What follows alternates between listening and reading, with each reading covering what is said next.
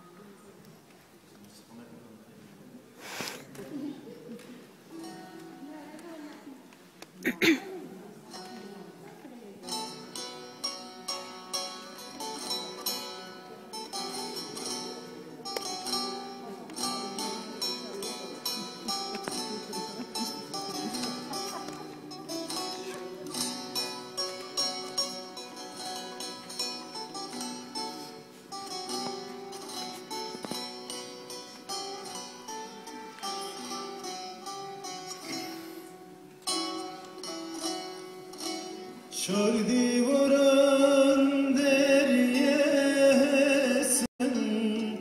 dıkın akın tenebinem, erebamın hebamın,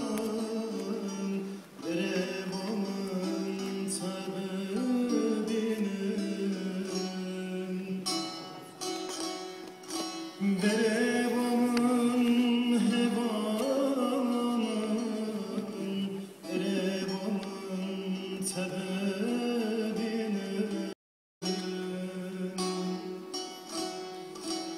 hem gulit hem yari ete dünyamın sari düşermanın şerin tari erebamın hebamın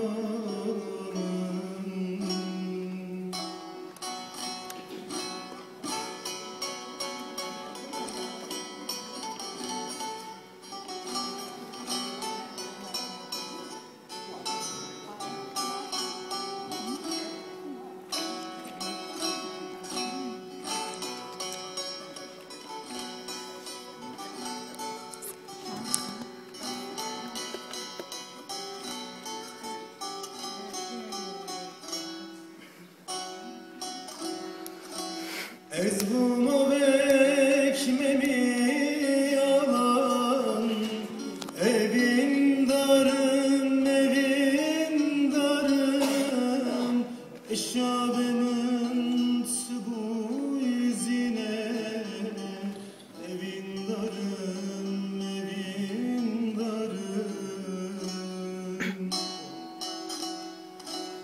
eşyabımın bu izine, evin darım, evin darım. Hem gulit hem yari ete dünyamın sarı düşer